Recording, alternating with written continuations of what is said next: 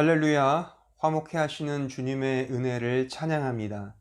이 시간 우리를 위하여 화목제물 되신 우리 주 예수 그리스도를 믿음으로 바라보며 예배로 나아가는 은혜의 시간이 되기를 바랍니다. 이제 다 함께 묵도하심으로 2월 28일 주일 예배를 하나님께 드리겠습니다.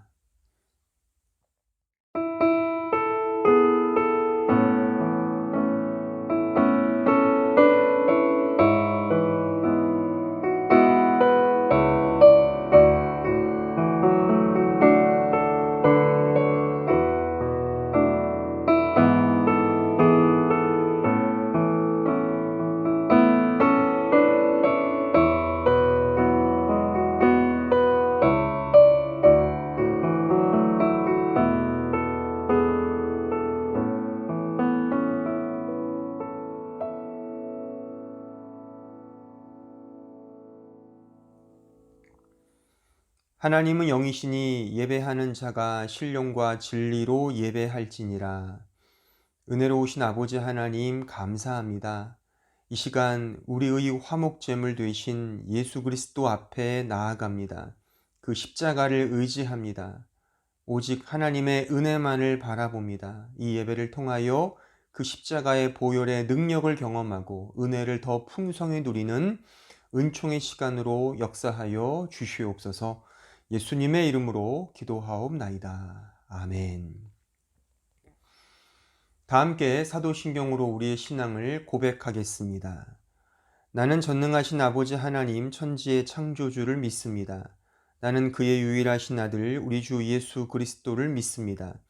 그는 성령으로 잉태되어 동정녀 마리아에게서 나시고 본디오 빌라도에게 고난을 받아 십자가에 못 박혀 죽으시고 장사된 지 사흘 만에 죽은 자 가운데서 다시 살아나셨으며 하늘에 오르시어 전능하신 아버지 하나님 우편에 앉아 계시다가 거기로부터 살아있는 자와 죽은 자를 심판하러 오십니다. 나는 성령을 믿으며 거룩한 공교회와 성도의 교제와 죄를 용서받는 것과 몸의 부활과 영생을 믿습니다. 아멘. 다 함께 찬송가 132장을 다 함께 찬송하겠습니다.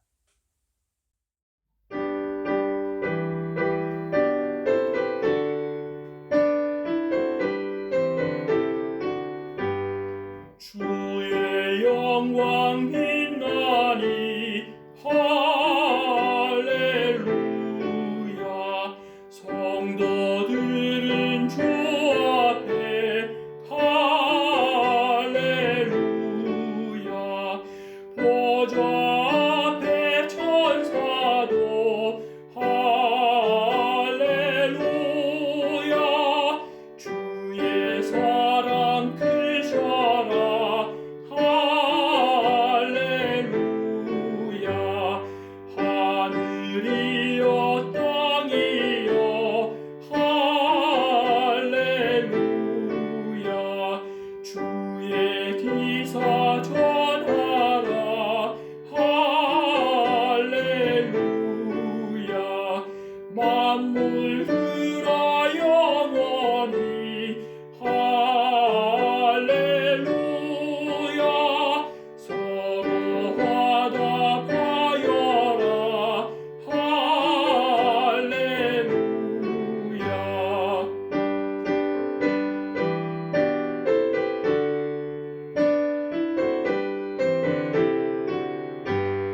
주의 은혜 넘치니 할렐루야. 주의 섭리 놀라워 할렐루야.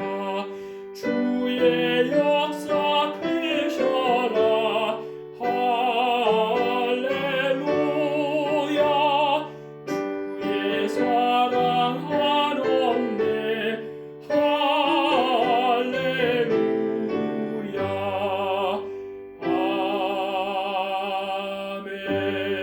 아멘. 사랑과 은혜가 충만하신 하나님 아버지, 비록 성전에 함께 모여 예배드리지 못하는 상황 속에 있지만 이 시간 각자의 처소에서 신령과 진정으로 마음과 시간을 같이 하여 예배드리게 하심에 감사드립니다. 그리고 이 예배 가운데 하나님의 영광을 바라고 즐거워하는 우리가 되게 하옵소서. 이 시간 하나님 앞에 저희들의 걱정 근심들을 다 내려놓고 기도드립니다. 작년부터 시작된 코로나와 그에 따른 팬데믹 상황을 겪으며 그동안 준비해오던 학업과 계획 중이던 진로가 어려움에 놓여 있습니다. 그리고 앞으로도 예상치 못하는 새로운 질병과 점점 더 어려워져가는 경제적 여건 등으로 어떻게 살아야 할지 잘 모르는 처지에 놓여 있습니다. 이러한 상황 속에서도 연약한 저희들을 불쌍히 여기시어 우리의 방패가 되시고 힘과 능력이 되시는 하나님의 날개 아래 우리를 보호하여 주시고 하나님의 지혜로 잘 인도함 받는 은혜를 허락하옵소서. 이 시간 설교를 통해 주시는 하나님의 말씀으로 저희들이 하나님의 뜻과 하나님의 마음을 알 수 있게 성령으로 조명해 주시기를 기도드립니다. 매주일 이어서 듣게 되는 로마서 강의 말씀을 통해 저희들은 오직 하나님의 은혜 없이는 아무것도 할 수 없는 존재임을 고백드리게 됩니다. 우리를 의롭게 하기 위해 화목 제물로 십자가에 달려 죽으신 하나님의 아들 예수 그리스도를 믿는 믿음을 주시옵고 이 말씀을 통하여 우리가 하나님의 자녀된 것과 하나님의 자녀로서 아버지를 사랑하고 그리스도 안에서 날마다 거룩하게 되어져 가는 존재임을 알아가는 시간 되게 하옵소서.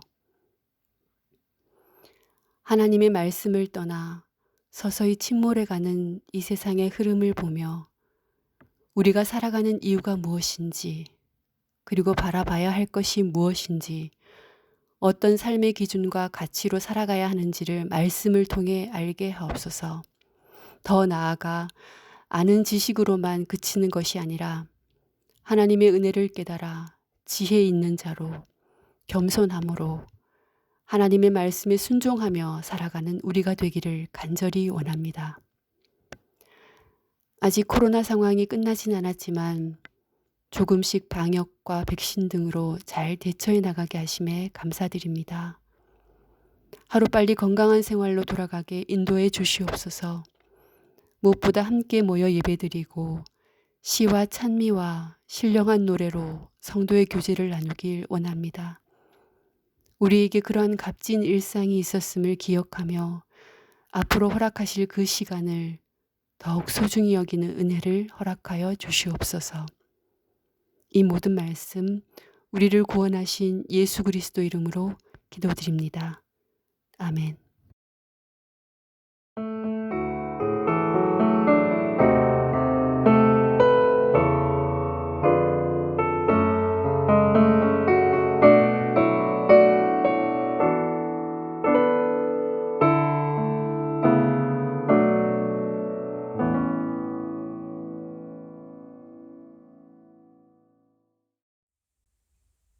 이제 다 함께 준비하신 헌금을 하나님께 드리겠습니다.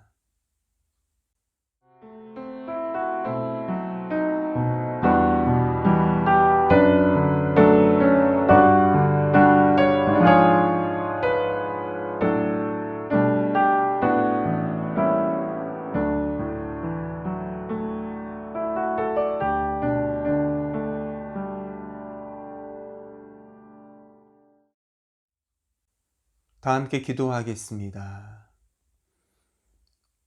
은혜로우신 아버지 하나님 감사합니다. 이 시간 우리의 마음을 이 헌금에 담아 드립니다. 우리에게 주신 바 모든 것이 하나님의 은혜임을 믿습니다. 그 은혜를 따라 드리는 이 드림이 되게 하여 주옵소서. 우리의 환경과 처지와 여건을 아시는 주님, 우리가 어떠한 처지에 있든 그 안에서 하나님의 은혜를 경험케 하시며 하나님을 향한 믿음으로 반응하는 우리 모든 주의 백성들 되게 하여 주시옵소서. 우리 가운데 경제적으로 빈궁한 자가 있습니까? 육체적으로 연약한 자가 있습니까? 유학생활, 이민생활에서 오는 외로움과 어려움이 있습니까? 그러나 이 모든 환경과 여건은 하나님께서 맞추어 주시는 가장 안성맞춤의 환경이며 여건임을 믿습니다.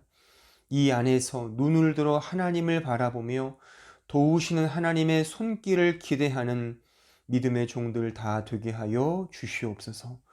예수님의 이름으로 기도하옵나이다. 아멘.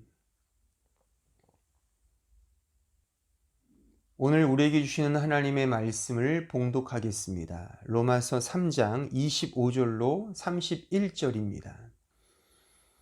이 예수를 하나님이 그의 피로써 믿음으로 말미암는 화목제물로 세우셨으니 이는 하나님께서 길이 참으시는 중에 전에 지은 죄를 간과하심으로 자기의 의로우심을 나타내려 하심이니 곧 이때에 자기의 의로우심을 나타내사 자기도 의로우시며 또한 예수 믿는 자를 의롭다 하려 하심이라. 그런즉 자랑할 때가 어디냐 있을 수가 없느니라. 무슨 법으로냐 행위로냐 아니라 오직 믿음의 법으로니라. 그러므로 사람이 의롭다 하심을 얻는 것은 율법의 행위에 있지 않고 믿음으로 되는 줄 우리가 인정하노라. 하나님은 다만 유대인의 하나님이시냐 또한 이방인의 하나님은 아니시냐. 진실로 이방인의 하나님도 되시느니라. 할례자도 믿음으로 말미암아 또한 무할례자도 믿음으로 말미암아 의롭다 하실 하나님은 한 분이시니라. 그런즉 우리가 믿음으로 말미암아 율법을 파기하느냐 그럴 수 없느니라. 도리어 율법을 굳게 세우느니라. 아멘.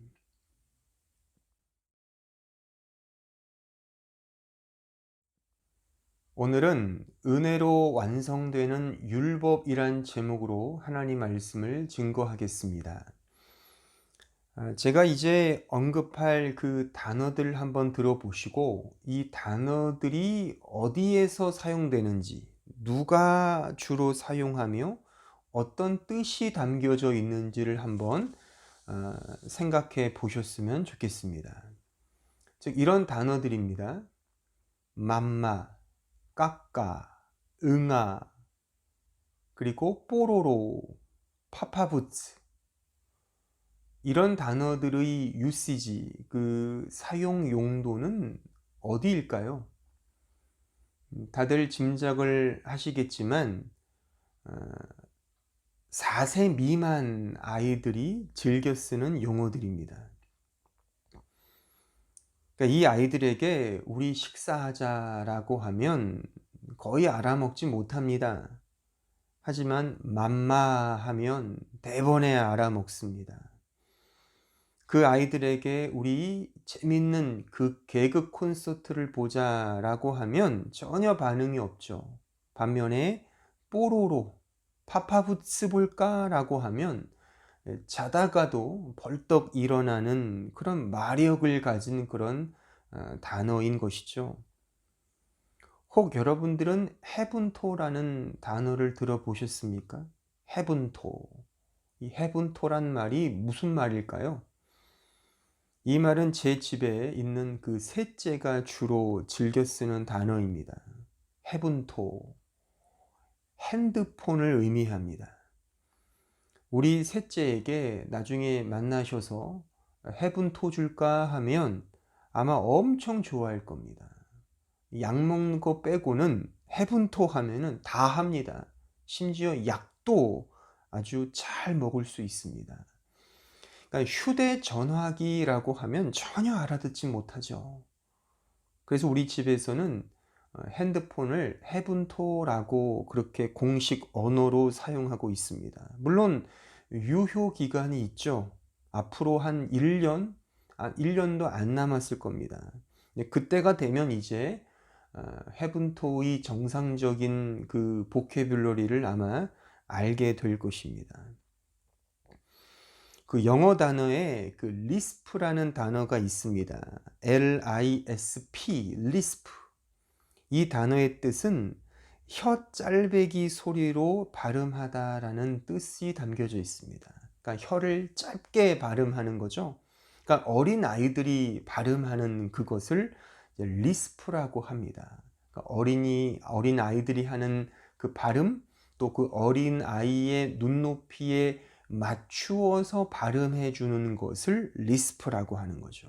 그러니까 눈높이 교육을 의미하는 것입니다. 그 아이의 수준에 맞추어서 이제 발음을 하는 거죠. 그러니까 우쭈쭈쭈 해주는 것, 이것이 바로 리스프라는 그런 단어의 의미인 것입니다. 여러분들은 이런 생각을 해 보신 적 없으십니까? 즉, 왜 하나님은 이 역사를 이렇게 길게 진행하실까?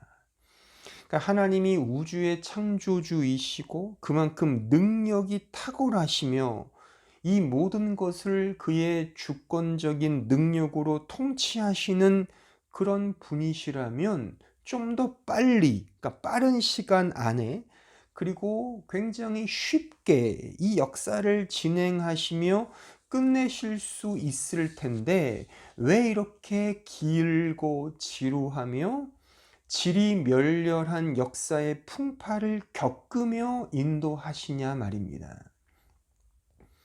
왜 그렇게 역사할까? 그러니까 이 역사를 왜 그렇게 움직이시고 인도하실까? 이런 의문을 한 번쯤 해보시지 않았습니까? 근데 그 이유는 바로 이런 이유 때문에 그러합니다. 즉, 우리를 위해서 그렇게 하시는 겁니다. 그러니까 하나님의 능력이 모자라서가 아니라 우리의 수준에 하나님께서 맞추시며 인도하시기 때문에 이렇게 길고 지루한 역사를 펼치시는 거라 그 말인 것입니다. 이것을 신학적인 용어로 Divine Accommodation이라고 합니다. 즉, 신적 맞추어 주심이라고 하는 거죠. 하나님께서 우리의 수준에 맞추시는 은혜로 이 역사를 이끄시고 인도하시며 섭리하신다는 그런 의미입니다. 하나님은 인간을 창조하시고 그 택하신 자기 백성에게 처음부터 은혜를 알게 하시는 것이 목적이었습니다. 다시 말해서 제가 지난주에 말씀드린 그 시은좌, 즉 힐라스테리온, 그 속죄소, 은혜의 자리, 그러니까 은혜를 아는 것이 하나님께서 인간을 창조하시고 인간을 이 역사의 중심에 세우셔서 하나님께서 알아먹게 하시는 그 목표와 목적이 바로 속죄소, 은혜를 아는 그 자리라 말입니다.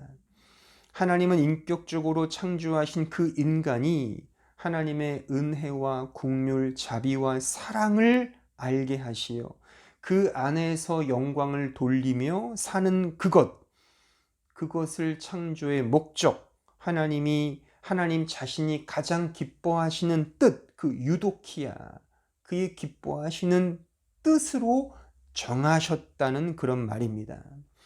그런데 자유의지를 가진 인격적 인간은 그 은혜를 잘 모릅니다. 왜냐하면 인간의 본성은 자기 스스로 생각하고 행동하는 것을 기준으로 어떤 것을 이렇게 섭취하고 이해하는 존재이기 때문입니다. 그러니까 자유의지라는 것이 말하자면 자기를 근거하지 않습니까? 그죠?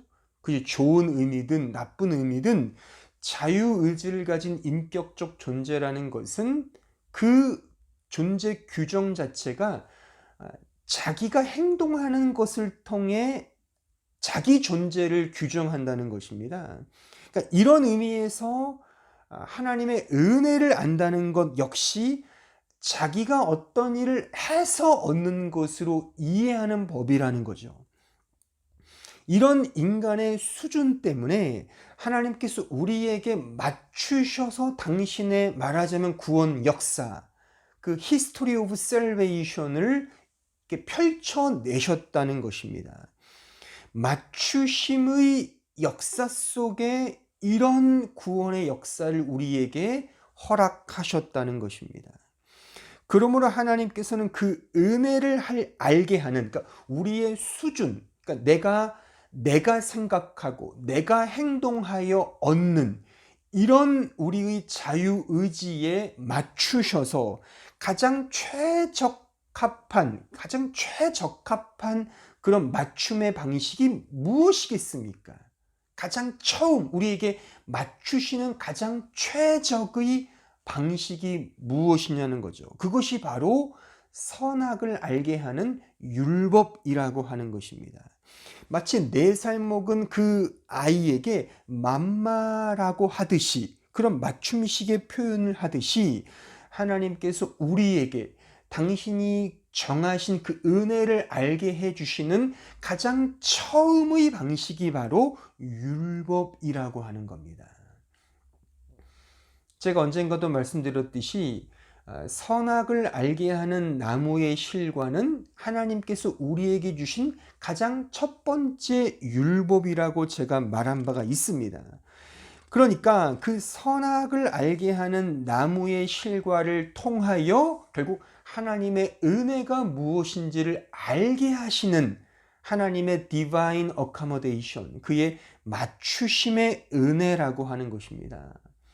그러니까 선악과 나무는 그 행위를 통하여 구원을 얻을 수 있는 어떤 수단과 방편이 아니라 그것을 통해 하나님의 은혜와 긍휼이 무엇인지를 알게 하는 장치로 주신 은혜의 선물이라고 하는 것입니다. 그러니까 자유의지를 가진 인격적 존재인 인간이 그 하나님의 은혜를 안다는 것은 그렇게 간단한 일이 아닙니다. 한번 잘 생각해 보십시오. 그러니까 인격적인 인간이 살아있다라는 그 의미가 뭐겠습니까? 그러니까 살아있는 인격적 존재, 살아있다는 것이 뭘 의미하겠습니까? 그것은 생명력을 가졌다는 것 아닙니까? 그죠? 생명력, 그러니까 생명의 힘을 갖고 있다는 거죠. 그러니까 생명의 힘은 움직이고 행동하고 생각하고 자유롭게 어떤 일을 이렇게 행하여 이룬다는 것을 의미합니다. 따라서 생명력을 가진 인간은 자신이 행동하는 것만큼 자신의 것으로 가지게 되는 거죠. 이것이 존재 규정입니다. 그러니까 이런 존재 규정 속에서 인간은 은혜마저도 내가 생각하고 내가 행동하는 것으로 이해한단 말입니다. 근데 은혜는 그게 아니죠. 그렇게 되면 그것은 은혜라는 개념이 아닌 게 되는 거죠. 그래서 하나님은 오히려 그런 것들을 부정당해야만, 그죠? 이런 내가 하고 내가 생각하고 내가 행동하는 것을 부정당하는 것이 은혜잖아요. 그렇죠? 그래서 하나님은 우리에게 율법이라는 것을 주셔서 그것을 통해 은혜가 무엇인지를 알게 하신단 말입니다. 그러니까 우리의 존재 규정 자체가 내가 해야지만 얻는 것인데, 은혜라는 것은 그것을 부정당해야만 깨닫는 것이 은혜란 말이죠. 여기에 어려움이 있단 말입니다. 그래서 하나님은 우리 이런 수준에 맞추어서 주신 가장 첫 번째 디바인 어카모데이션이 바로 율법이라고 하는 겁니다. 그러니까 선악을 알게 하는 나무의 실과를 주셔서 한번 해봐. 그리고 은혜가 이러이러한 거야 라는 것을 이렇게 하나하나 알려주시기 위하여 처음 주신 것이 바로 이런 선악을 알게 하는 율법의 이 나무를 우리에게 주신 거라 바로 그 말씀인 것입니다. 이것이 이 시 공간에 주신 하나님의 맞추심의 은혜의 방편인 것이죠. 그래서 이 구원의 역사는 우리에게 맞추시는 과정이기 때문에 말하자면 지루하고 때로는 지리멸렬한 어떤 인생의 풍파가, 그 역사의 굴곡이 이 시대 속에 이렇게 펼쳐지게 되는 것입니다. 그러니까 하나님의 능력이 모자라서가 아니라 우리의 수준에 맞추어 주시는 하나님, 우리의 자유의지 인격적 존재인 우리에게 맞추어 주시는 하나님의 은혜의 방편이라고 하는 것입니다. 바로 오늘 본문 25절에 보면 이런 표현이 나와 있죠.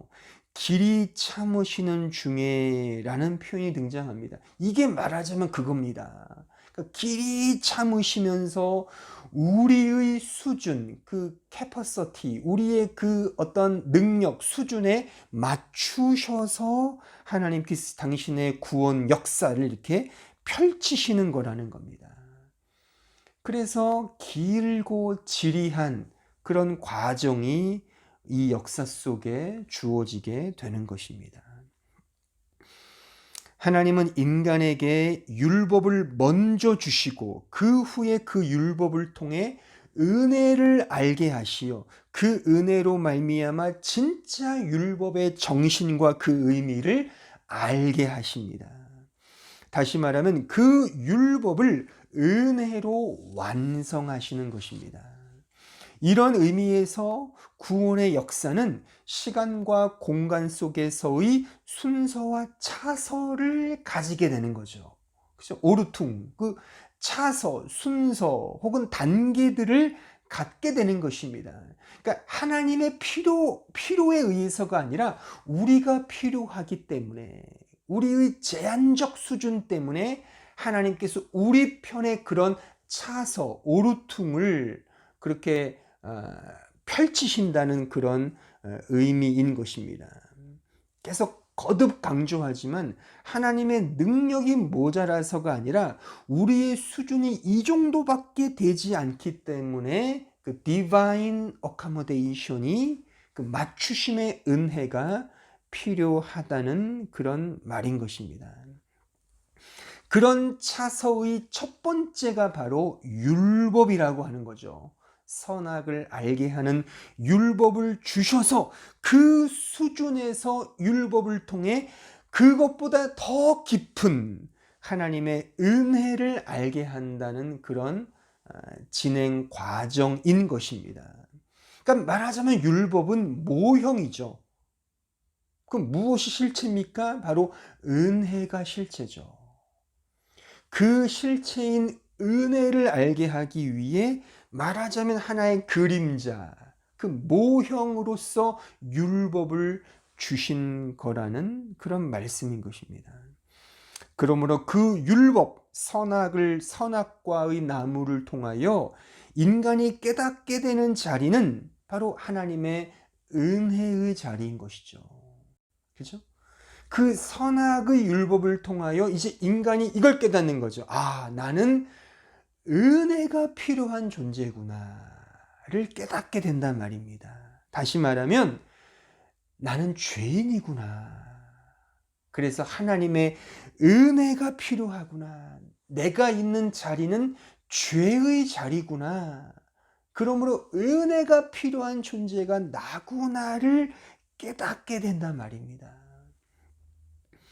그러니까 인간이 행할 수 있는 모든 것은 결국 죄밖에 없음을 깨닫는 그 처음 자리, 먼지와 흙더미에 불과한 그 처음 자리를 이제 선악을 알게 하는 나무, 그 율법을 통해 인간이 깨닫게 된단 말입니다. 그래서 은혜가 필요하구나의 그 고백으로 나아가게 된다는 그런 말씀입니다. 이것이 로마서 3장 19절로 20절의 말씀이죠. 한번 보시죠. 우리가 알거니와 무릇 율법이 말하는 바는 율법 아래에 있는 자들에게 말하는 것이니 이는 모든 입을 막고 온 세상으로 하나님의 심판 아래에 있게 하려 함이라. 그러므로 율법의 행위로 그의 앞에 의롭다 하심을 얻을 육체가 없나니 율법으로는 죄를 깨달음이니라. 그러니까 율법으로는 죄를 깨닫는다. 아, 나는 죄인이구나를 알아먹는 자리로, 그 자리로 가게 하기 위해서 율법, 그 선악을 알게 하는 나무의 그 율법을 우리 인간에게 주셨다는 것입니다.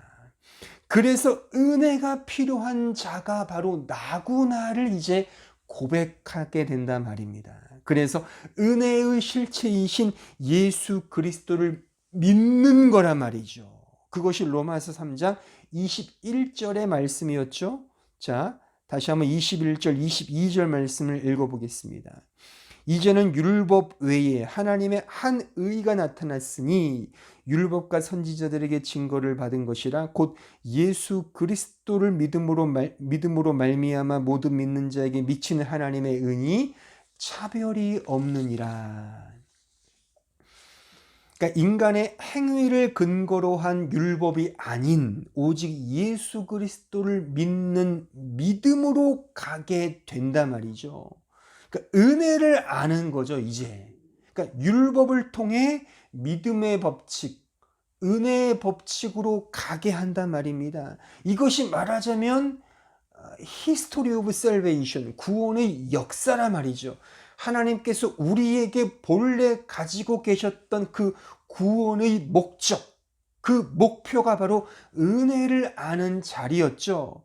근데 그 처음에 율법을 통해 이렇게 우리를 끌고 가신단 말입니다. 인간적 내 행위가 아닌 오직 예수 그리스도의 그 십자가의 행위, 오직 믿음으로 말미암는 그의 능력, 하나님의 능력이죠. 그 은혜로 주어지는 복음의 능력으로 우리를 끌고 가신단 말이죠. 근데 어떻게 끌고 가느냐? 율법으로 끌고 간다는 겁니다. 율법을 통해 나의 처음 자리를 깨닫게 하셔서 그 은혜의 필요성을 알게 하시고 예수 그리스도를 향한 믿음으로 가게 하시며 또 그 은혜의 복음 안에서 이제 진정한 참된 율법의 정신과 그 가치를 회복하게 하신다는 거죠. 그래서 로기조마이, 여겨주심의 은혜, 힐라스테리온, 그 화목제물, 속죄소, 그 은혜의 자리라는 그런 단어를 우리가 이제 한 주 한 주 살피면서 이 은혜의 복음이 무엇인지를 우리가 하나하나 이제 확인했던 것입니다. 근데 그 은혜의 복음은 결국 율법을 통해 우리가 얻게 된 하나의 과정이었다는 것이죠. 그렇죠? 그러니까 이 사실을 오늘 보면 26절은 다시 한번 이렇게 우리에게 강조하여 확인시켜 줍니다. 로마서 3장 26절 곧 이때에 자기의 의로우심을 나타내사 자기도 의로우시며 또한 예수 믿는 자를 의롭다 하려 하심이라. 그렇게 여겨주신다는 거죠. 의롭다. 그 로기조마이. 하나님의 의로, 그러니까 우리의 의가 아닙니다. 예수의 의를 우리의 의로 여겨주시는, 로기조마이, 여겨주시는 전적인 은혜라고 하는 것이죠. 그러니까 우리 인간편의 어떠한 노력도 행위도 수고도 전무하다는 거죠.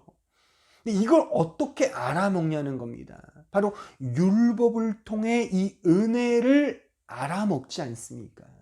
그래서 하나님께서 우리에게 율법을 주신 거라는 그런 말씀인 것입니다. 전적인 은혜의 복음만이 우리에게 필요함을 알게 하시기 위하여 우리 인간에게 그 처음 인과율의 법칙으로서 인간의 행위로서 해보면서 이 진정한 은혜로 가게 하는 이 율법을 그런 수단과 방편으로 우리에게 주셨다는 그런 말씀인 것입니다. 그러므로 이 은혜의 자리로 가기에 우리의 행위 없이 은혜의 자리로 가기에 우리 편에서는 그 어떠한 자랑도 없게 되는 것이죠. 이것이 로마서 3장 27절의 말씀이죠. 그런즉 자랑할 때가 어디냐? 있을 수가 없느니라. 무슨 법으로냐 행위로냐? 아니라 오직 믿음의 법으로니라. 오직 믿음의 법이다. 그러니까 자랑이 없다는 것은 우리에게 공로가 없다는 것입니다. 예수 믿은 공로로 구원받는 것이 그래서 아닌 것입니다. 믿는 것 자체가 은혜입니다. 그래서 전적인 은혜인 것이죠. 오늘 보면 29절로 30절은 하나의 쐐기를 박듯이 이렇게 강조합니다. 하나님은 다만 유대인의 하나님이시냐? 또한 이방인의 하나님은 아니시냐? 진실로 이방인의 하나님도 되시느니라. 할례자도 믿음으로 말미암아 또한 무할례자도 믿음으로 말미암아 의롭다 하실 하나님은 한 분이시니라. 그러니까 이 말씀이 무슨 의미냐면 하나님이 그렇게 하셨다는 겁니다. 할례자든 무할례자든 차별 없이 하나님이 그렇게 의롭다 인정하셨다는 거예요. 로기조 마이, 하나님 그렇게 여겨주셨다는 겁니다. 창조주께서 그렇게 하셨다는데 대관절 누가 무슨 말을 하겠느냐, 무슨 헛소리를 하겠느냐. 하나님이 그렇게 인정해 주신다는데 바로 그 의미인 것이죠. 그런데 여기서 이제 31절로 넘어오면서 매우 중요한 단어가 하나 등장을 합니다. 그것은 31절의 첫 머리에 등장하는 그런즉이라는 단어입니다. 이 단어가 헬라어 단어로 운이라는 그 순접의 접속사, 그러니까 그러므로의 뜻을 담겨져 있는 접속사입니다. 그러니까 이 그런즉이라는 이 단어, 그러므로라는 이 단어가 매우 중요하죠. 왜냐하면 로마서 3장 19절부터 30절까지의 내용은 말하자면 인간의 노력과 수고, 행위에 근거한 인간적 율법이 아니라 오직 예수 그리스도의 은혜의 복음 안에서 믿음으로 말미암아 의롭다 됨을 역설하고 있는 거죠. 그 하나님의 은혜로 말미암아 화목하게 되었음을 강조하고 있습니다. 어떻게 보면 그래서 어떻게 보면 율법과 은혜, 율법과 믿음이 이렇게 그 게겐타일, 이렇게 대조적인 반대어로 이렇게 대치되고 있는 형국입니다. 그렇죠? 그런데 31절은 그러므로, 그러니까 이러한 의미 속에 그러므로 은혜가 율법을 굳게 세운다 이겁니다. 그러니까 율법과 은혜가 대치 상태가 아니라 은혜가 율법을 더 완성한다는 의미로 끝을 맺고 있다는 겁니다. 그러니까 이것은 이 문맥의 행간에 담겨져 있는 그 중요한 진의가 드러나는데, 그것은 율법과 은혜가 게겐타일, 반대어가 아니라 은혜가 복음을 오히려 굳게 세우는, 은혜가 율법을 완성시키는 그 복음의 진수를 우리에게 보여주고 있는 그런 말씀인 것입니다. 하나님께서 인간을 창조하시고 계획하셨던 그 구원의 원래 자리, 즉 은혜로서 완성하시는 사랑의 그 자리를 우리에게 지금 보여주고 있는 매우 중요한 그 복음의 진수가 담겨져 있는 말씀이라고 우리는 이 전체 문맥을 해석할 수가 있는 것입니다. 자, 율법이 뭡니까? 율법이 뭐죠? 율법이라고 하는 것, 율법의 근본 정신이 무엇입니까? 그러니까 율법은 곧 십계명이죠. 그럼 십계명의 참 뜻은 무엇입니까? 십계명을 둘로 나눌 수 있죠. 즉 하나님 사랑, 이웃 사랑으로 나눌 수 있을 겁니다. 그리고 결국 하나님의 사랑이죠. 그러니까 율법은 하나님의 사랑이라고 그렇게 그 율법의 본질을 정의 내릴 수 있습니다. 자, 마태복음 22장 37절로 40절 말씀을 한번 읽어보겠습니다. 예수께서 이르시되 내 마음을 다하고 목숨을 다하고 뜻을 다하여 주 너의 하나님을 사랑하라 하셨으니 이것이 크고 첫째 되는 계명이요 둘째도 그와 같으니 내 이웃을 내 자신같이 사랑하라 하셨으니 이 두 계명이 온 율법과 선지자의 강령이니라. 그러니까 율법의 정신, 십계명의 근본 정신은 하나님을 사랑하고 이웃을 사랑하는 거라, 그런 말씀입니다. 여기서 율법과 선지자의 대강령, 강령이라는 말은 쉽게 말해서 율법의 근본 정신이라는 그런 의미입니다. 자, 로마서 13장 8절로 10절의 말씀을 한번 더 읽어보겠습니다. 피차 사랑의 빛 외에는 아무에게든지 아무 빚도 지지 말라. 남을 사랑하는 자는 율법을 다 이루었느니라. 간음하지 말라, 살인하지 말라, 도둑질하지 말라, 탐내지 말라 한 것과 그 외에 다른 계명이 있을지라도 내 이웃을 내 자신과 같이 사랑하라 하신 그 말씀 가운데 다 들었느니라. 사랑은 이웃에게 악을 행하지 아니하나니 그러므로 사랑은 율법의 완성이니라. 마지막 10절에 주목해 보십시오. 그러므로 사랑은 율법의 완성이니라. 그러니까 율법의 근본 정신은 바로 사랑인 것입니다. 그러니까 율법을 통하여 은혜를 알게 하고 또한 은혜를 통하여 율법을 파기하는 것이 아니라, 그러니까 은혜가 율법을 파기하거나 폐기 처분하는 것이 아니라 그 은혜가 오히려 그 율법을 굳게 세워서, 즉 율법의 근본적인 정신, 그 선지자와 율법의 그 대강령인 사랑을 완성한단 말이죠. 그러니까 율법의 이 근본 정신인 사랑을 바로 이 은혜가 완성시킨다고 하는 그런 말씀인 것입니다. 그러므로 구원받은 자는 사랑해야 합니다. 엄밀히 말해서 사랑할 수밖에 없습니다. 그런데 이 사랑은 은혜가 완성한 사랑이죠. 그죠? 인간적 사랑이 아니라는 뜻입니다. 은혜가 완성한 사랑이라는 거죠. 예수 그리스도께서 이루신 그 복음 안에서 사랑하는 거라, 그 말씀입니다. 쉽게 말해서 믿음 안에서 사랑하는 것, 이것을 의미하는 것입니다. 따라서 믿음 없이는 참된 사랑을 할 수 없습니다. 요한 1서 5장 1절로 5절 말씀을 보십시오. 예수께서 그리스도이심을 믿는 자마다 하나님께로부터 난 자니 또한 낳으신 이를 사랑하는 자마다 그에게서 난 자를 사랑하느니라.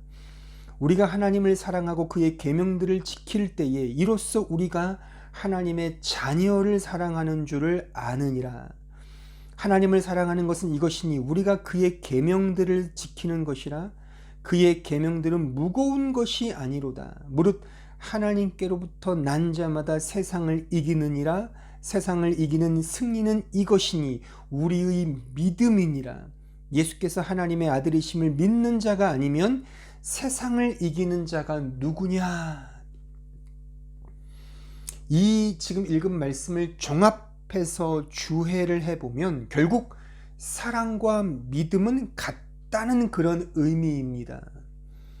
즉 믿음이 있는 자가 사랑을 하는 자이고 사랑하는 자가 곧 믿는 자라는 말씀입니다. 믿는 자가 주의 계명에 순종하고 그 계명에 순종하는 자가 곧 믿는 자이며 사랑하는 자다라는 그런 말씀입니다. 다 하나로 연결되어 있는 말씀입니다. 따라서 진리를 향한 믿음 없이 사랑하는 것은 결국 자기 사랑에 그칩니다. 그것은 오히려 죄이죠. 죄입니다. 하마르티아, 죄입니다. 그래서 하나님께서는 참된 사랑의 의미를 알게 하시기 전에 은혜를 깨닫게 하십니다.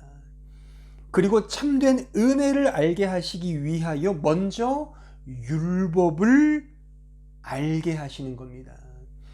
율법의 자리에 서게 하셔서 그 율법을 통하여 은혜로 가게 하시고 그 은혜를 통하여 진정한 사랑, 율법의 참 가치이며 본래의 율법의 정신인 그 사랑을 완성한다는 말씀입니다. 그러므로 여기서 중요한 것은 기독교가 말하는 사랑의 본질은 그래서 은혜인 것입니다. 은혜를 아는 자가 사랑하는 자인 것입니다. 왜 그런지 조금 제가 더 설명을 해드리겠습니다. 잘 들어보세요. 그 로기조마이, 하나님의 여겨주심의 은혜, 덮어주심의 은혜, 우리의 죄를 덮어주심의 은혜, 그죠? 차별 없이 값 없이 그냥 베풀어 주시는 하나님의 무한하신 은혜를 경험한 자는 그 사랑을 개념으로 이해하지 않고 은혜의 선물로 가진단 말입니다. 그러니까 사랑을, 은혜를 받은 자는 개념으로 이해하는 것이 아니라 그 은혜에 대한 선물로 이해한단 말입니다. 그러니까 사랑은 자기 자신을 근거하는 것이 사실 인간의 본성, 인간의 보편적인 본성이죠. 다 자기 자신을 근거하여 사랑을 하잖아요. 그러니까 아담과 하와가 왜 선악과를 먹었습니까? 그 나무의 실과를 먹은 이유가 뭡니까? 그러니까 하나님처럼 되고자 해서 먹은 거잖아요. 다시 말하면 자기 자신을 고양시키고 자기 자신의 그 가치를 실현하기 위해서 그 선악을 알게 하는 나무의 실과를 먹은 겁니다. 말하자면 자기 사랑이 그 밑바탕에 깔려 있는 것이죠.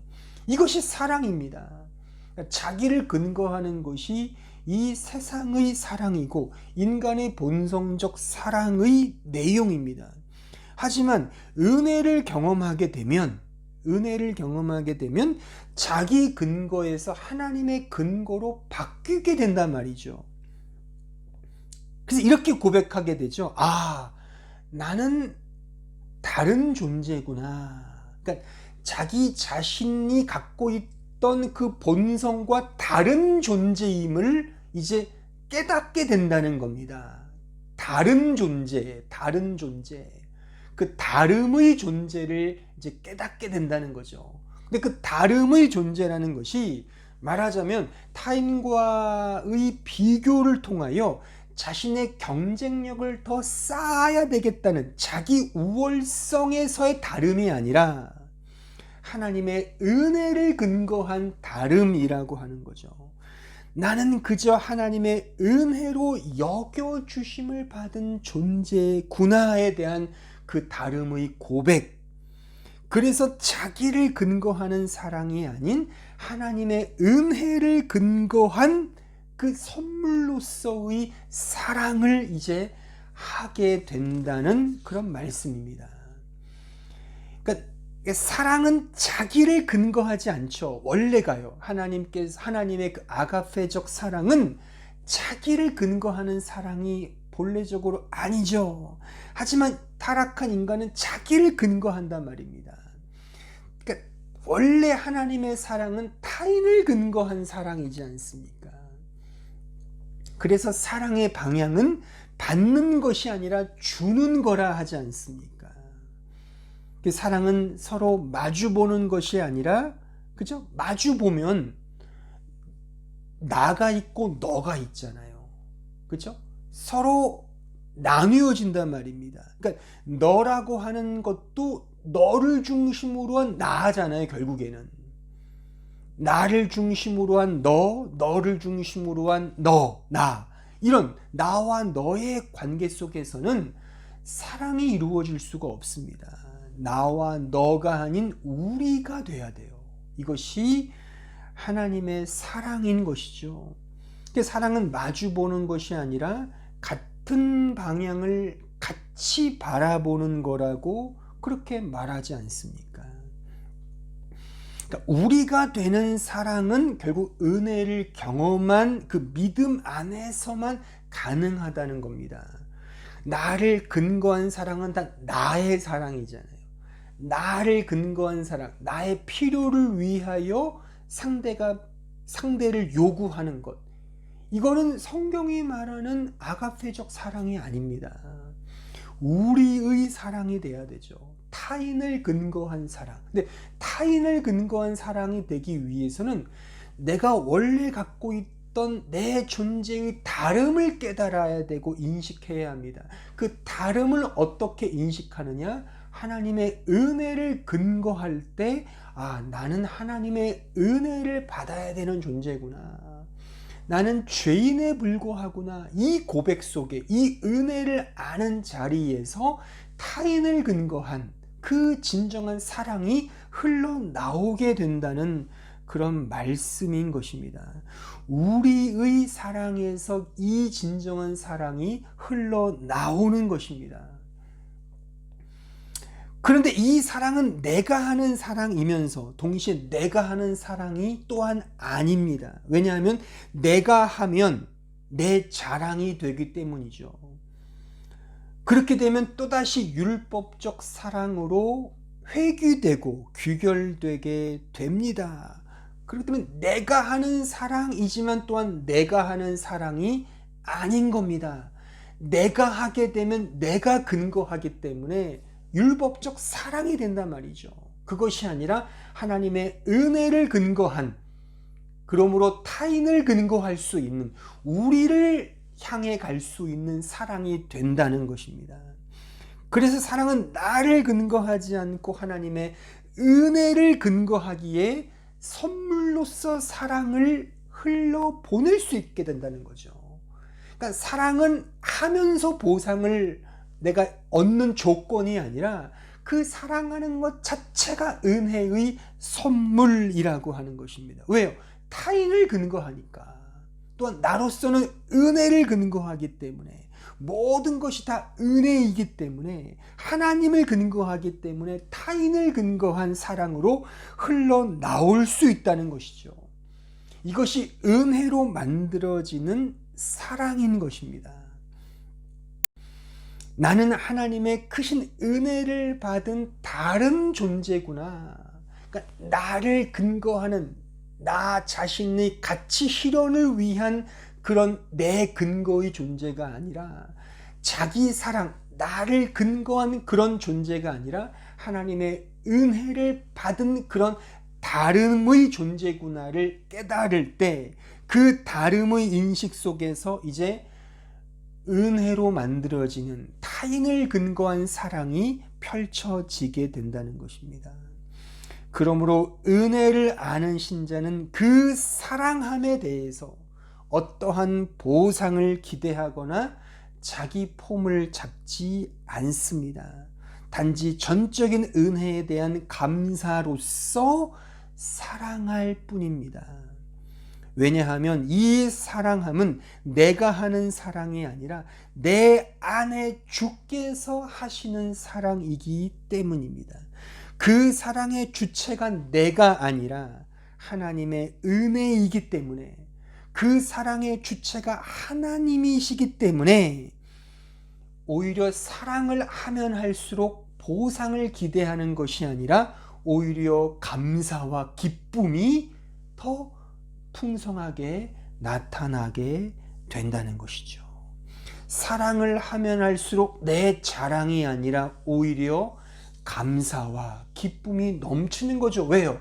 내가 하는 사랑이 아니라, 내가 주체가 되는 사랑이 아니라 믿음에 근거한, 은혜에 근거한 사랑 펼침이기 때문입니다. 이렇게 바라볼까요?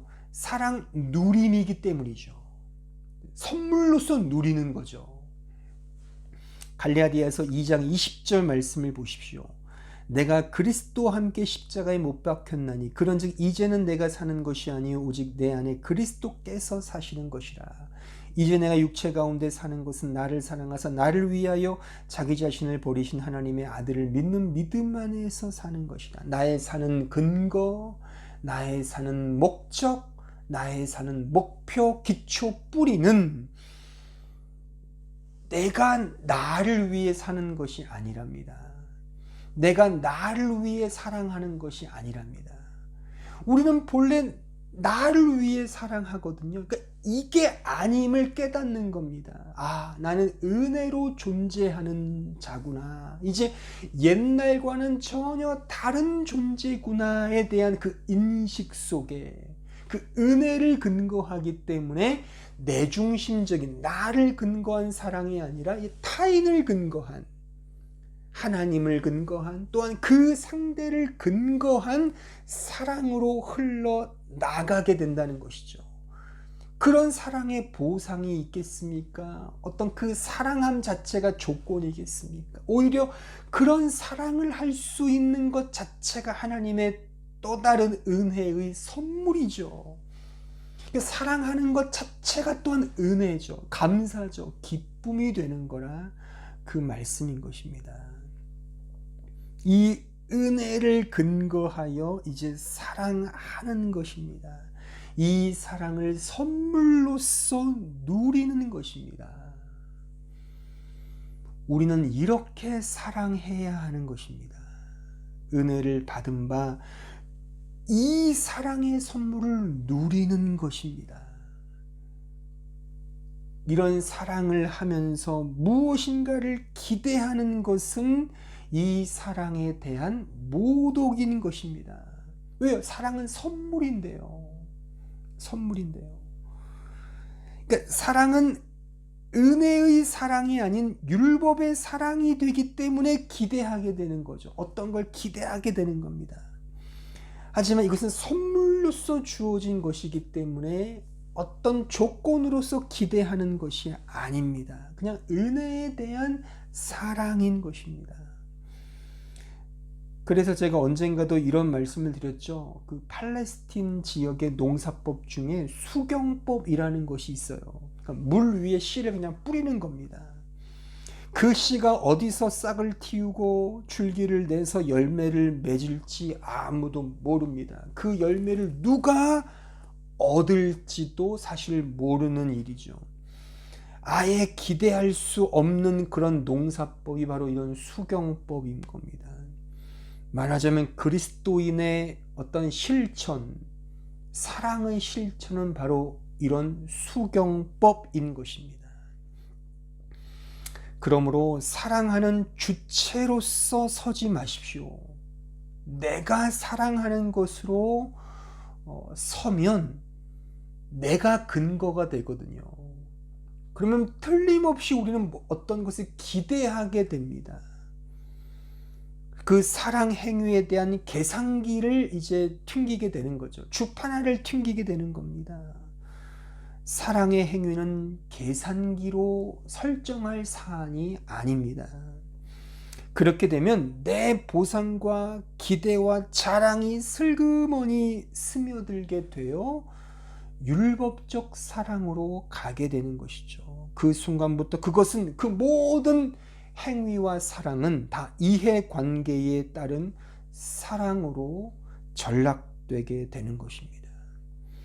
신자와 교회는 그런 사랑을 해서는 안 됩니다. 은혜를 근거한 사랑이 돼야 됩니다. 그러기에 은혜가 나를 만들어 가게 해야 합니다. 은혜로 사랑해야 하는 겁니다. 은혜로 사랑하십시오. 은혜로 사랑하십시오. 은혜만을 근거로 사랑하는 것만이 진짜 사랑이며 기독교의 섬김인 것입니다. 우리 신자가 해야 할 사랑, 선물로 받아 누려야 할 사랑이 바로 이것입니다. 다 같이 이런 사랑을 하자고요. 이런 사랑을. 세상에서 흔히 하는 그런 기브 앤 테이크 사랑이 아닌 진정한 이 은혜에 근거한 사랑을 하자고요.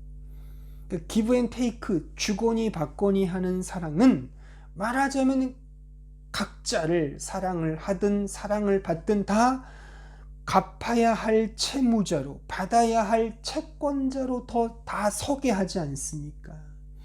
마치 오늘날 그 경조사에서 주거니 받거니 하는 축의금과 조의금과 같이 말이죠. 아무리 축의금이 많이 들어왔다 하더라도 결국 나중에 갚아야 할 것 아닙니까? 그런 것이 사랑일 수 있겠습니까? 내가 이렇게 베풀었으니 너도 이렇게 해야 돼. 이런 채무자와 채권자로 사랑의 행위를 펼친다면 그래서 은혜에 근거한 사랑이 아니라 자기를 근거한 사랑이라 말이죠. 율법적 사랑이라 말입니다. 그러니까 은혜가 만들어내는 율법이 아니라 은혜가 완성하는 사랑이 아니라 다시 은혜가 율법적 행위로 규결되고 회귀되는 그런 어처구니 없는 그런 상황으로 나아가게 된다는 것입니다. 그러므로 우리의 초점은 항상 사랑으로 가기보다 먼저 은혜로 가야 합니다. 은혜를 알아야 진정한 사랑을 하게 된단 말입니다. 왜냐하면 은혜가 그 사랑을 완성하기 때문입니다. 은혜로 가야 돼요. 은혜로.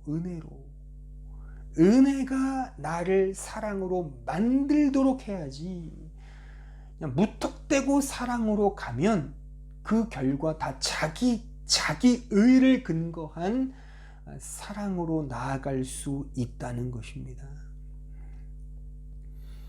이것을 위해 하나 예를 제가 좀 들려드리면, 제가 왕년에 그 씨름을 했더래지 않았습니까? 그 한국 민속 운동 씨름을 제가 예전에 했었습니다. 그 씨름에서 가장 중요한 것은 힘입니다. 근력. 그래서 특히 그 다리 근력이 매우 중요합니다. 그래서 그 다리 근력을 이렇게 좀 더 강하게 만들기 위해서 아주 어마어마한 그 훈련을 시킵니다. 뭐 자기와 비슷한 덩치를 막 어깨에 메고 막 산을 타는 그런 훈련은 예사입니다. 그 정도로 다리 근력을 엄청나게 그렇게 시킵니다. 일단 그 다리 근력이 받쳐주면 이제 자신을 버틸 수 있고 상대방을 넘어뜨릴 수 있는 그런 실력이 갖추어지는 거죠. 그 힘 위에 기술을 이제 연마하는 것입니다. 그러니까 아무리 기술이 탁월해도 힘 앞에는 맥을 못 쓰는 거죠. 그죠? 그래서 그 근력을 튼실하게 하는 것이 바로 그 씨름, 유도도 마찬가지죠. 그런 종목의 매우 중요한 특징인 것입니다.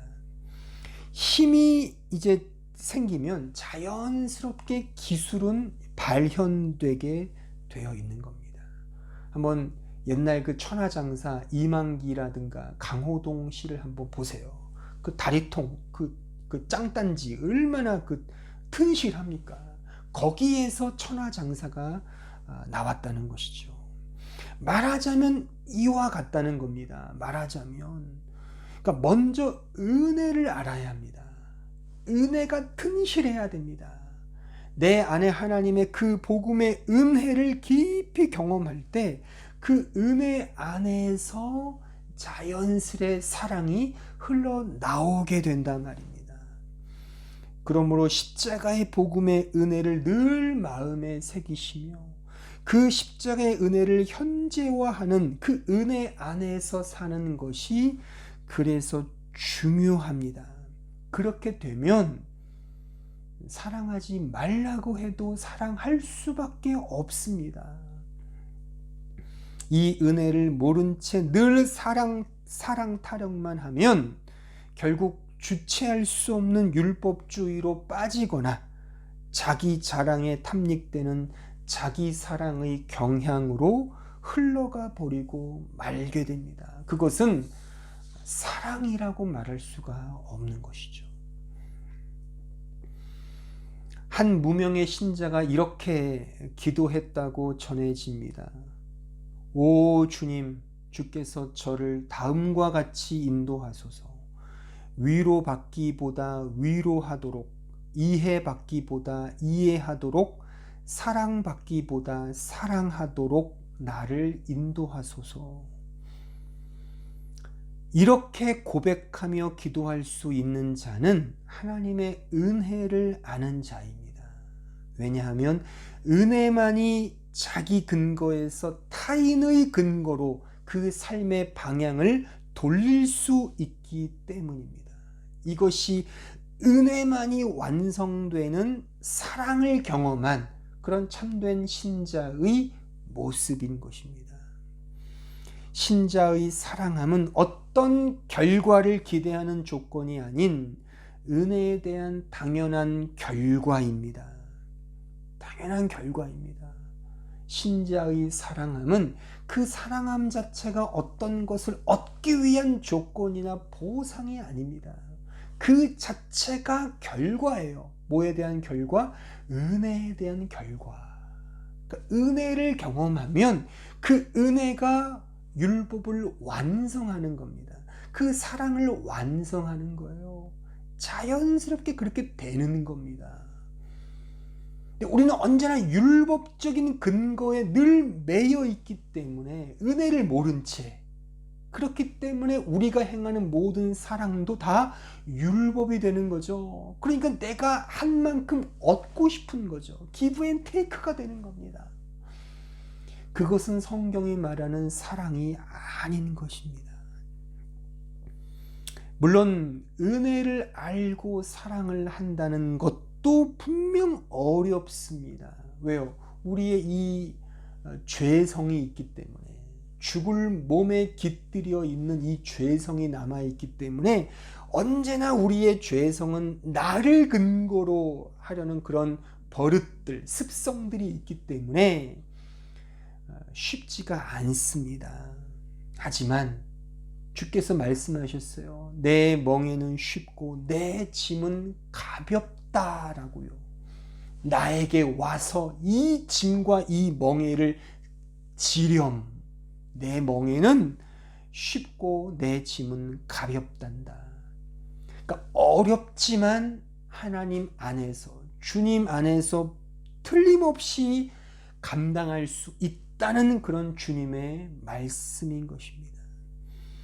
은혜를 아는 자에게 사랑함은 감당해야 할 무거운 책무이기보다 누려야 할 권리이며 기쁨이며 감사라고 하는 사실입니다. 그런 의미에서 사랑은 신자에게 은혜의 선물인 것입니다.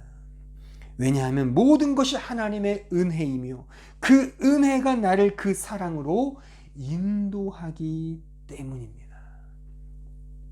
그러므로 사랑하는 성도 여러분, 이 은혜로 완성되는 이 사랑함을 선물로서 누리십시오. 그냥 율법적인 그런 마음으로 막 무거운 책무를 감당하듯이 그렇게 생각하지 마시고, 그렇게 생각하신다면 사랑을 실천하기보다 은혜의 자리로 가십시오. 나를 얼마나 사랑하시는, 나를 위해서 십자가에서 그 놀라운 일을 행하신 하나님의 사랑과 예수 그리스도의 은혜를 깊이 묵상하시고 그 은혜를 더 누리십시오.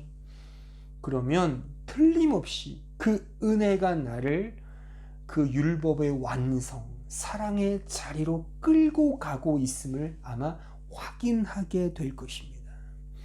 은혜로 완성되는 이 사랑의 복을 더욱 풍성히 누리는 우리 모두가 되기를 진심으로 바랍니다.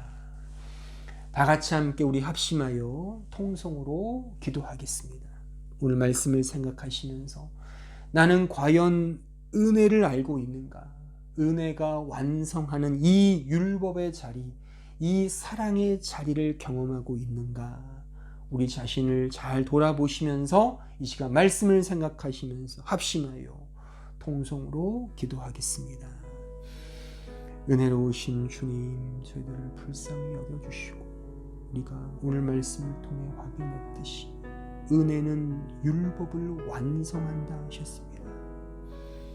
은혜가 완성하는 그 사랑의 자리, 그 율법이 완성된 자리에 우리가 가게 되었음을 성경은 약속하고 있습니다. 이 놀라운 축복을 누리는 저희들 되게 하여 주옵소서. 우리 힘으로 하려고 하는 모든 율법의 근거들을 내려놓고 이 복음 안에서, 이 은혜 안에서 참된 자유와 이 사랑함의 놀라운 축복을 누리는 우리 모두가 다 되게 하여 주시옵소서. 예수님의 이름으로 기도합니다.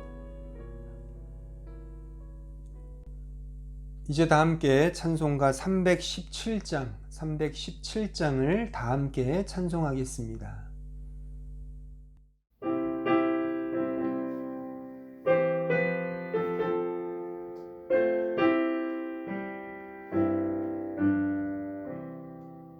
내 주 예수 주신 은혜 한없이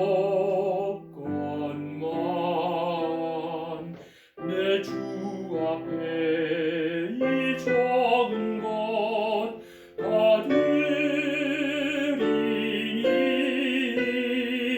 주 예수여 내 정성을 받으소서. 주를 위해 보배로운 피 흘리사 그 귀하신 생명까지 다 주시니 내 처럼 먼 이 생명을 왜 아끼랴. 주 예수께 빚진 것이 한없건만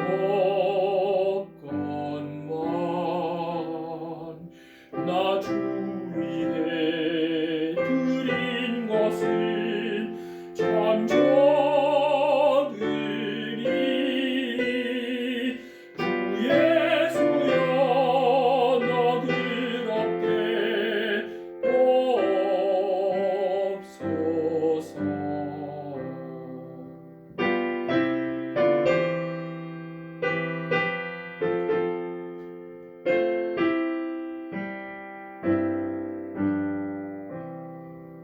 날 위하여 십자가에 피 흘리신 주 예수의 은혜로서 인치시고 내 모든 것 주의 소유 삼으소서.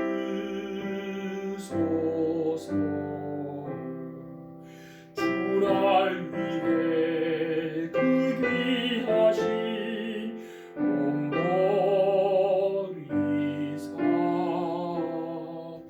이내 몸을 피값으로 사셨으니 내 생명도 주 예수께 바칩니다.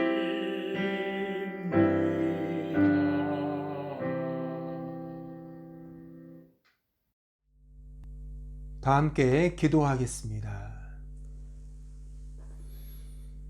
우리 구주 예수 그리스도의 은혜와 아버지 하나님의 그 크신 사랑과 성령 하나님의 교통하심이 은혜로 완성되는 율법, 은혜로 만들어지는 그 사랑함의 풍성함을 더 소원하는 주의 백성들 머리 위에 이제로부터 영원토록 함께 있을지어다.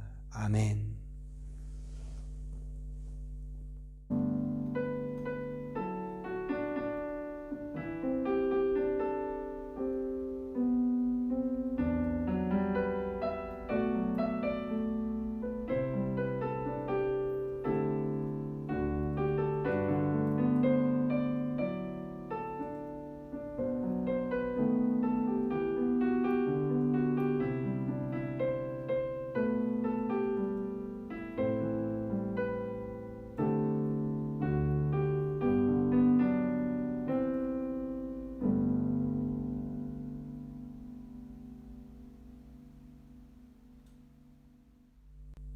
교회 소식을 알려드리겠습니다. 오늘도 이렇게 영상 예배에 참여하신 모든 성도들께 주의 은혜와 평강이 가득하길 기원합니다. 현재 코로나 제한 조치 기간 중에 있습니다. 이로 인하여 우리 교회는 다음 주 3월 7일 주일까지 온라인 영상 예배로만 주일 예배를 드립니다. 그 이후에는 추후에 다시 광고를 드리겠습니다. 교회 소식을 잘 참고해 주시기 바랍니다. 사순절 기간입니다. 이 사순절 기간 동안에 물론 매 순간 그렇게 십자가의 복음을 묵상해야 되겠지만 우리의 연약함으로 인하여 이렇게 공교회가 정한 특별한 기간 동안 더 십자가의 복음과 그 하나님의 은혜의 그 복음 앞으로 더 나아가는 우리 모든 성도들 되었으면 좋겠습니다. 입시와 진학, 진로를 위하여 기도하고 또한 준비하고 있는 지체들이 있습니다. 우리 모든 성도들 이들을 위하여 기도해 주시고 또 해당되시는 지체들은 기도하시며 또 믿음으로 이 모든 과정을 믿음으로 이겨내는 우리 모든 성도들 되기를 진심으로 바랍니다. 영상 예배를 드리는 동안 온라인으로 헌금을 드리실 수 있습니다. 준비된 헌금을 하나님께 잘 드리시기 바랍니다. 다음 주 회중 기도 순서 보시고 은혜로 또 말씀을 근거하여 기도를 준비해 주시고 또한 잘 하나님께 기도하시기 바랍니다. 한 주간도 오늘 들은 말씀을 잘 기억하시며 또한 십자가의 그 은혜, 또한 하나님의 그 여겨주심의 은혜, 그 은혜를 마음에 새기시면서 또 그 은혜가 완성하시는 그 사랑함의 그 자리에서 더 많이 사랑하시고 나누시며 베푸시는 우리 모든 성도들이 되기를 진심으로 바랍니다. 감사합니다.